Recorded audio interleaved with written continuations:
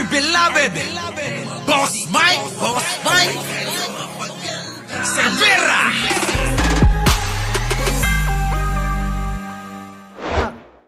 Udahan ng ilang mambabatas kung totoo o iisang tao lamang ang nakapirma sa acknowledgement receipts hinggil sa confidential fund ng Office of the Vice President at maging ng Education Department.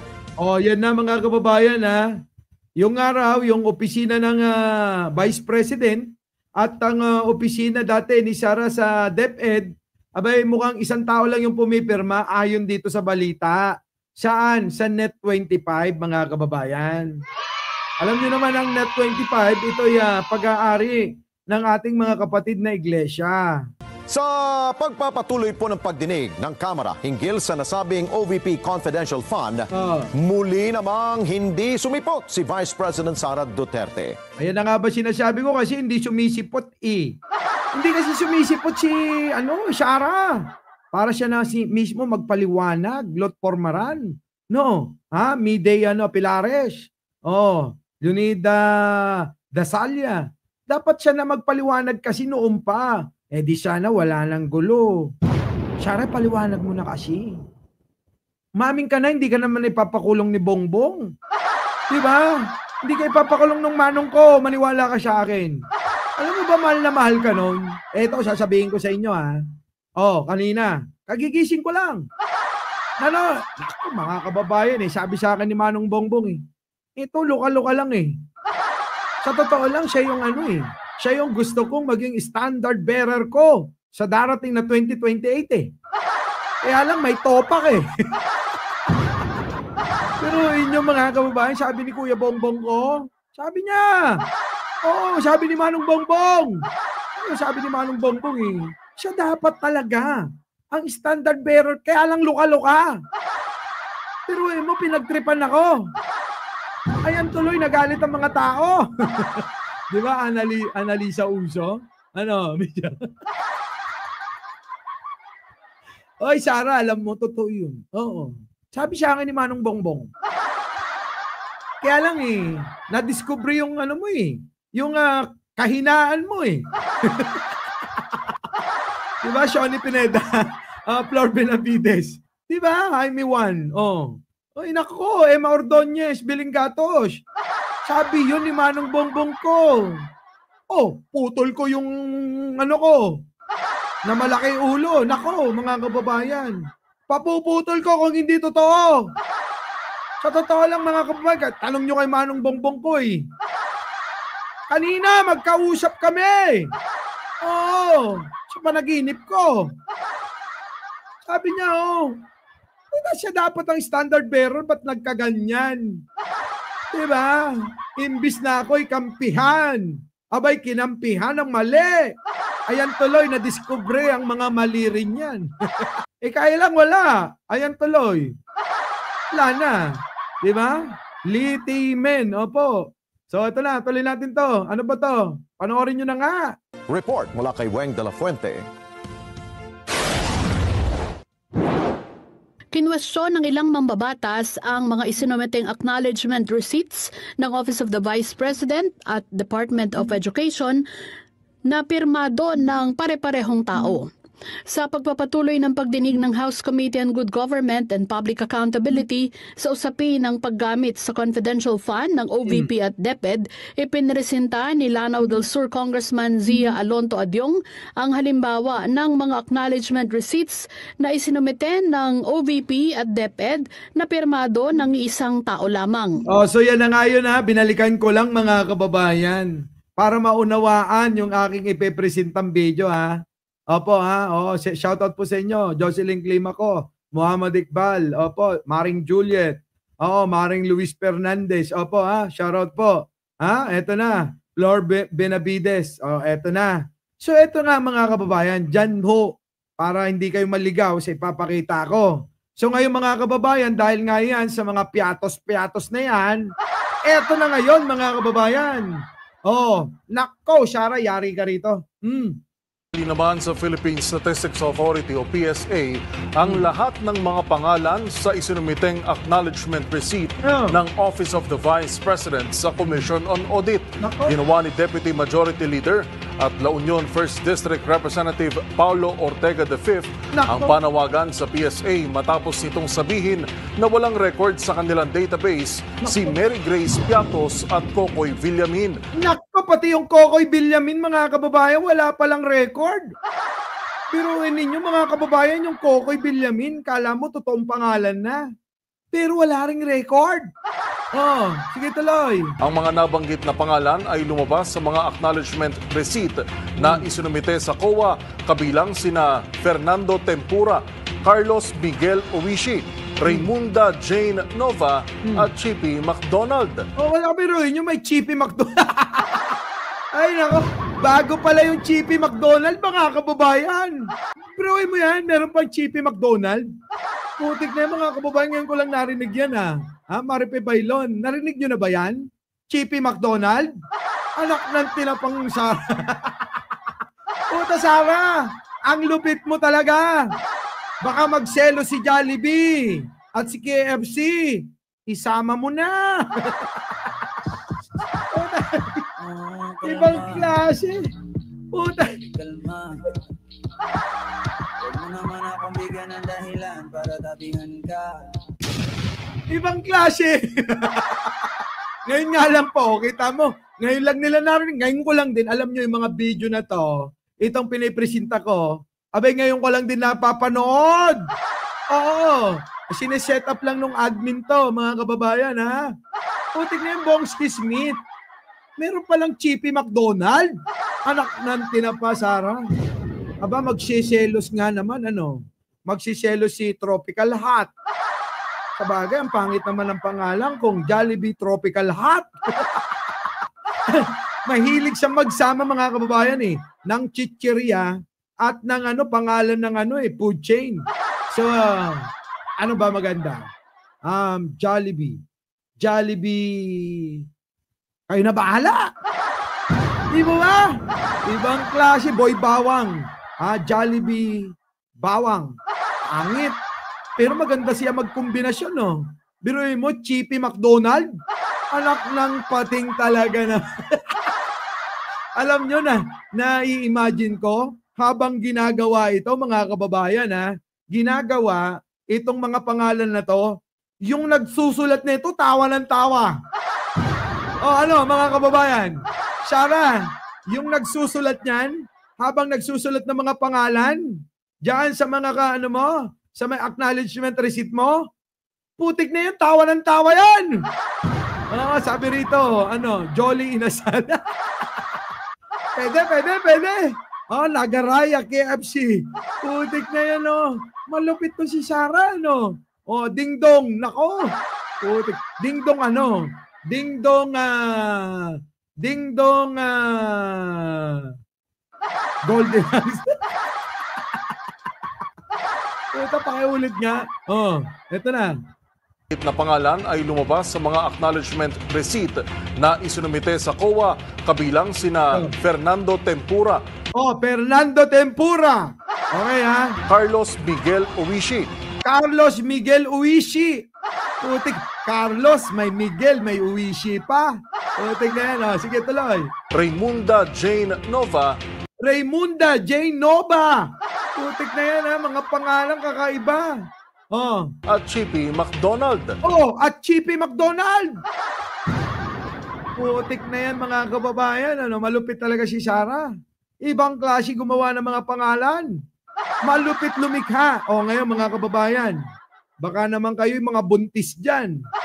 Yung mga buntis dyan mga kababayan, abay baka gusto nyo itanong kay Sara kung anong magandang kombinasyon ng pangalan. Oo, magaling Biruin nyo yung mga pangalan kakaiba. Ay, nako. Tuloy. Bilang patunay ng gastos mula sa 500 milyong pisong confidential funds ng OVP na inilabas sa 4 na bahagi mula 2022 hanggang 2023. Mga kababayan, ulitin ko lang. Jollibee Pretzel. Pwede, Paring Eddie, eto na mga kababayan. Mga kababayan, ulitin lang natin ha. Yari rito si Sara mga kababayan. Kaya sa mga tumututol na ma-impeach yan si Sara, abay baka magalit sa inyo ang mayoryang mamayang Pilipino. Tandaan nyo yan mga kababayan, sapagkat ito'y ayaw ng mga tao. Ayaw ng mga tao ang ganitong mga gawain ng mga politiko. Ayaw nila na ninanakaw ang pera ng taong bayan. Ninanakawan tayo mga kababayan. Ano po? So ang mga tao niyan masyadong konserbatibo. Ayaw nila yan. Maniwala kayo sa akin. Sa mga tututol dyan, tatandaan kayo niyan. At pag tinandaan kayo niyan, eto, hindi ko iboboto to. Ano po mga kababayan? Ano? So mga kababayan, baka naman, baka inyo naman makalimutan. Sa susunod na halalan, alam nyo na kung ano at sino lang ang dapat na inyong iboto. Diba? Salvi Calyangan, Susan Mayor. Shoutout po sa inyo lahat. Eto na mga kababayan, balikan ko lang. Pasok! Pinasusuri naman sa Philippine Statistics Authority o PSA ang lahat ng mga pangalan sa isinumiteng acknowledgement receipt ng Office of the Vice President sa Commission on Audit. Ayan na mga kababayan, ito'y ipinasa na.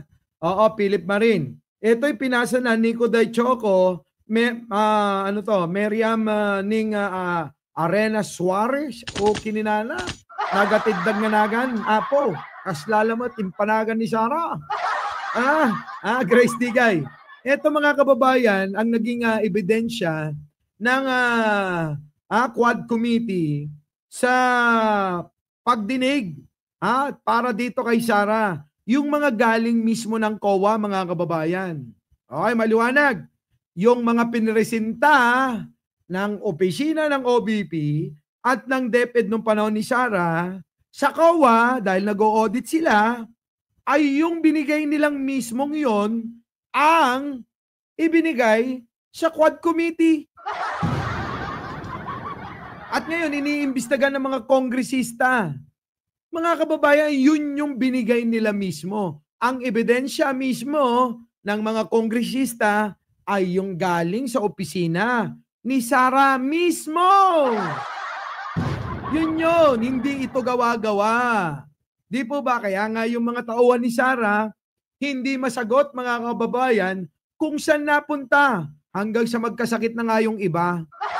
Yung iba nga dyan kung inyo matatandaan, hindi nga iniwan ni Sara. At nanawagan pa siya ng people power para dun daw sa jowa niya. At isa pa, kita nyo naman yung isa ulit na tauhan niya na nanginig sa takot sa pagtatanong ng mga kongresista. Di po ba? Yung po yun nangyari. Binalikan ko lang. So etong sinasabi rito mga kababayan, hindi po ito gawa-gawa. Galing mismo sa sinumite ng opisina ni Sara Duterte. Aba. Ginawa ni Deputy Majority Leader at La Union 1st District Representative Paulo Ortega V ang panawagan sa PSA matapos nitong sabihin na walang record sa kanilang database si Mary Grace Piatos at Kokoy Villamin. Nako, yung dalawa pala na yan mga kababayan, mga walang record. Kokoy Villamin, Mary Grace Piatos, parehas walang record. Putik na yung mga kababayan. Alam nyo, garapalan na ito garapalan na. Masakit sa ulo mga kababayan tong ginagawa nila. Di po ba? Samantalang yung pagka sila nagtalumpati, tandaan nyo, pag nagtalumpati sila sa entablado mga kababayan, ang bukang bibig nila, kawawa naman ang maliliit nating mga kababayan. Wala na silang makain. Wala na silang panggamot at walang tahanan. Ganyan ang talumpati ng mga yan. Pero mga kababayan, ang pagnanakaw nila sa kaban ng bayan, garapalan. Kalma. Baby, kalma. Huwag mo naman akong bigyan ng dahilan para tabihan ka. Tuloy natin. Piatos at Kokoy Villamin. Ang mga nabanggit na pangalan ay lumabas sa mga acknowledgement receipt na isinumite sa COA, kabilang sina Fernando Tempura, Carlos Miguel Uwishi. Fernando Tempura, Carlos Miguel Uwishi. Puti kasama yan, malamang wala ring pangalan. Oo, nalalabas sa PSA yan. Pustahan. Walang lalabas na ganyang pangalan. Ano? Naniniwala ba kayo na may ganyang pangalan?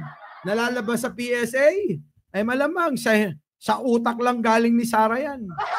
Di po ba? Tuloy. Raymunda Jane Nova. Raymunda Jane Nova. At Chippy McDonald. Naku, eto na mga kababayan, ilan pa yan? Nova, McDonald, Tempura, Nako, 4 pang pangalan. Mga kababayan, malamang lahat yan. Lahat ng mga, napakarami niyan eh. Napakarami, mga kababayan. Oo. Abay, halos 1,000 eh. 1,000 mga acknowledgement receipt yan eh. Putik na yan. Di ba? So, tingin nyo lahat yan may mga may mga pangalan kaya sa PSA? Jinkohi, Chiro Kansaki, Yao Support, God is Good, opo, Gemaline Perez, Matulis Forever. Thank you naman sa mga nag-like. Opo, sa mga hindi pa, mag-like na kayo sino pa? Jane Nova at Chippy McDonald. Bilang patunay ng gastos mula sa 500 milyong pisong confidential funds ng OVP na inilabas sa 4 na bahagi mula 2022 hanggang 2023. So, 1 taon mga kababayan, limpak-limpak na salapi ang kinamal. Walang pakundangan mga kababayan. Ang mahalaga lang, makuha, makamkam, manakaw ang pera ng bayan. Kita niyo mga kababayan, ang pera easy-easy lang. Ganun lang nila pinaglalaruan. Samantalang tayo mga kababayan, pinaghihirapan, dugo, pawis, ang nakasalalay para kumita ng konting barya, mga kababayan. Di po ba? Ang tindi. Putik na yun, takaw-takaw talaga ni Sara. Tapos kinakampihan pa, Nino, ng mga tanga. Eto ba ang dapat kampihan, Clemente Romel? Kayo na magsabi niyan, mali na San Miguel. Kasi ako, nahihirapan talaga. Nahihirapang unawain kung bakit sila ganyan. Kabwaya! Our beloved Boss Mike Severa.